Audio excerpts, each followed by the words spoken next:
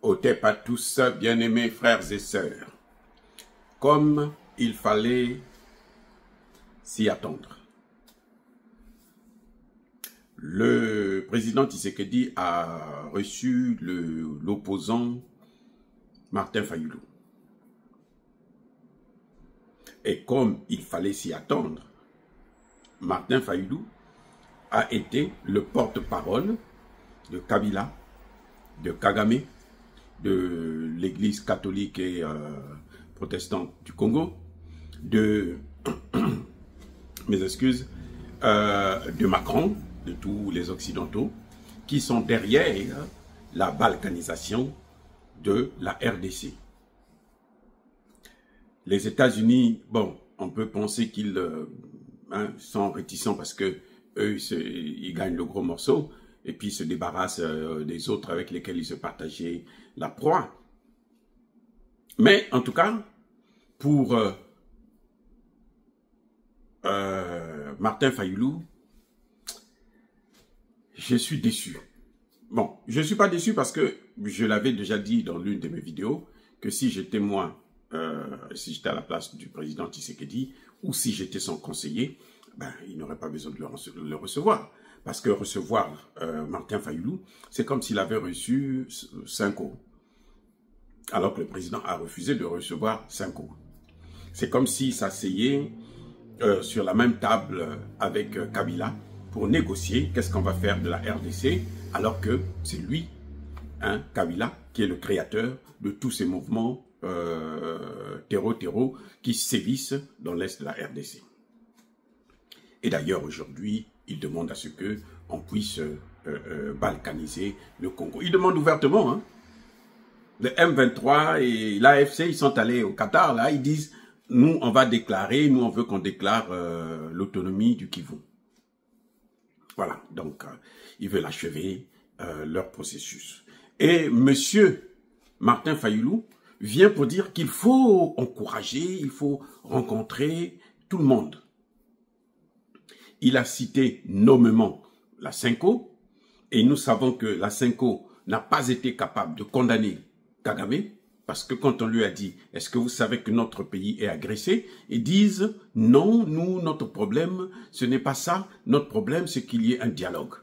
Un dialogue avec qui? Un dialogue avec les étrangers? Mais le dialogue avec les étrangers, c'est ce que les Américains sont en train de poursuivre. Vous voyez? Donc, Martin Fayulu, mais il a raté le penalty. C'était sa dernière chance pour montrer aux Congolais que c'est un vrai Congolais. Et ça confirme que Martin Fayulu n'est pas un Congolais. Mais nous allons le savoir plus tôt ou tard. Vous savez, pour Kabila, beaucoup ne croyaient pas.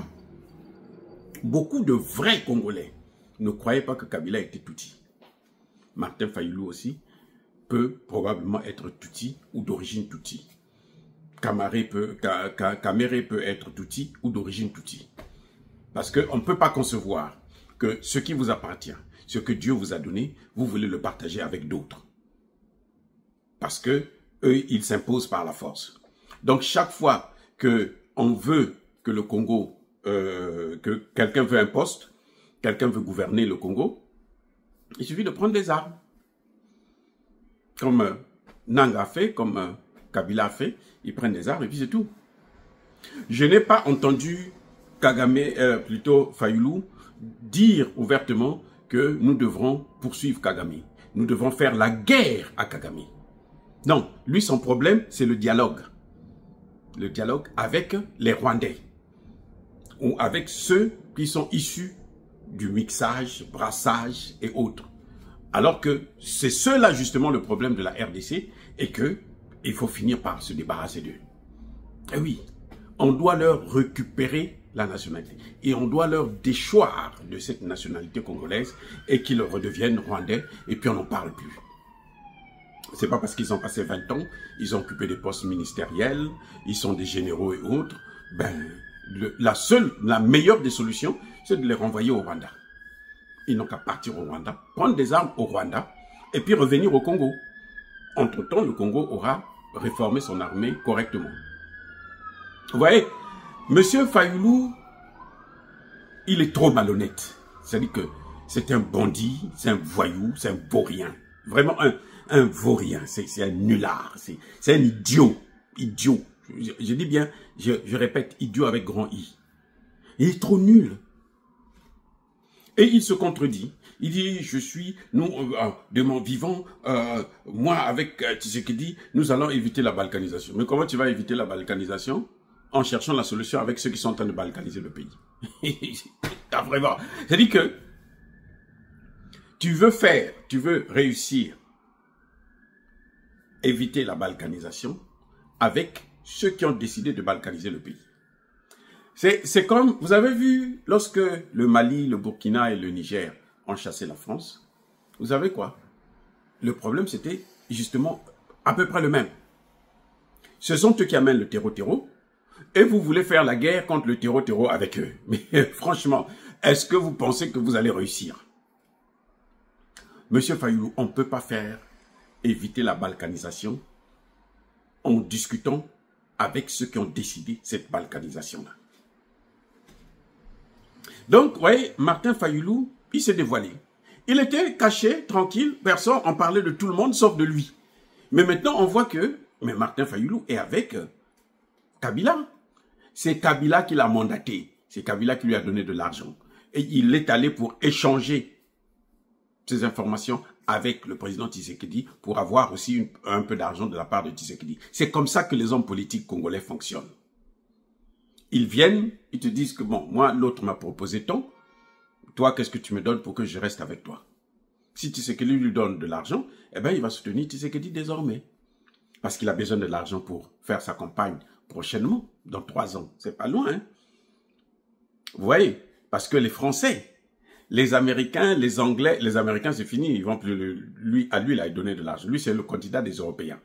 Les Européens ne vont plus lui donner de l'argent pour faire encore une campagne qui va échouer. Parce que c'est sûr que après Tshisekedi, là, c'est un pro-Tshisekedi qui va revenir.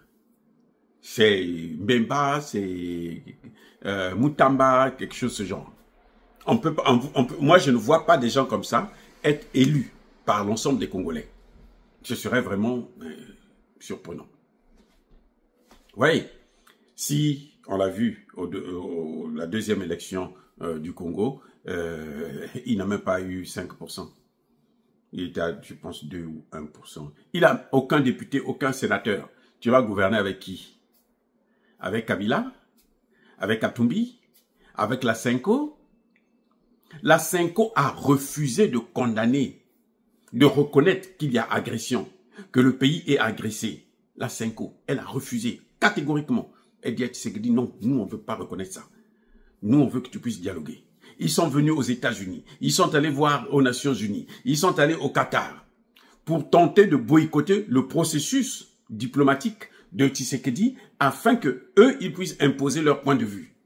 Ils veulent que Tshisekedi remette les pendules à zéro et puis on va vers un gouvernement d'union nationale et ce gouvernement d'union nationale viendra maintenant remettre tout par terre.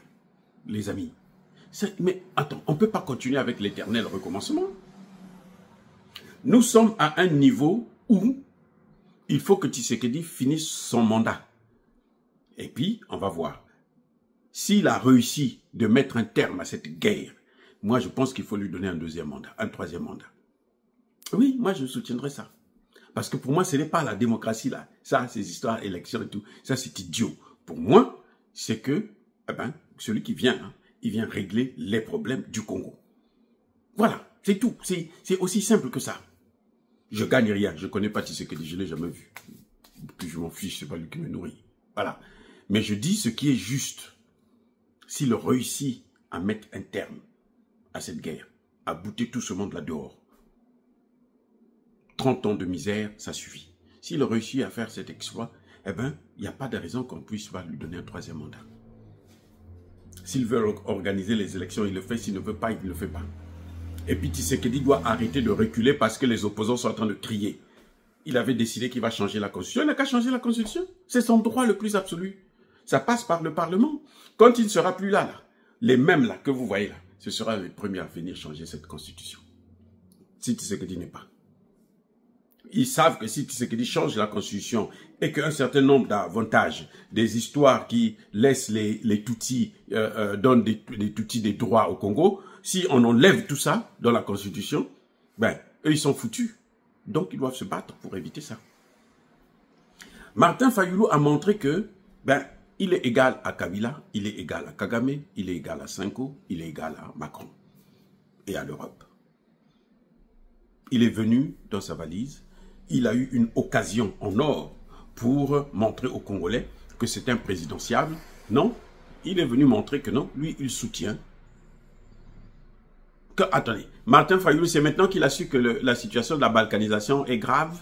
Mais elle est grave depuis 30 ans. Avant même le départ de Mobutu, la décision de faire partir Mobutu, c'était justement pour la balkanisation. Si lui n'a pas compris ça, c'est qu'il est bête. Il faut qu'il reparte à l'école. Qu'il aille au moins à l'école étudier un peu. Parce que c'est trop idiot. Vraiment, ça dit que c'est décevant de voir des hommes politiques qui se disent opposants à ce niveau-là. Et il dit que lui, il avait gagné les élections. C'est celui-là, un idiot comme ça, qui avait gagné les élections. Mais si les Congolais avaient voté pour lui, comme les Européens l'attendaient, le souhaitaient, comme l'Église catholique avait milité pour qu'il puisse être le président, parce qu'ils avaient reçu, je crois, 30 millions d'euros, s'il avait réussi ça, ce serait aujourd'hui, le Congo serait déjà multi-balkanisé. Ah oui. Heureusement qu'il n'a pas gagné cette élection. Non.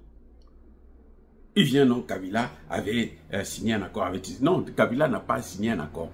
Kabila s'est entendu avec Tshisekedi pour faire une transition pacifique. C'est pas pour que lui puisse élire. Kabila, c'est le pouvoir de Kabila. Le pays là, c'est le pays de Kabila. Il n'est même pas congolais. C'est pas son pouvoir. Kabila, ce qu'il a fait, c'est de s'entendre avec Tshisekedi pour que la transition se fasse pacifiquement, pour que lui, il ait la possibilité de continuer à rester là, gouverner, comme lui faisait avec Kagame. Maintenant, ils vont gouverner à 3. C'est ce que Tshisekedi a vite compris et puis il a lâché. Donc, ces raisons que Fayulu est en train d'avancer, d'évoquer, ce sont des raisons qui n'ont ni tête ni queue. Il y a des problèmes internes. Il est même contre. Écoutez bien, il ne veut pas que le Congo puisse signer des accords. Ah oui.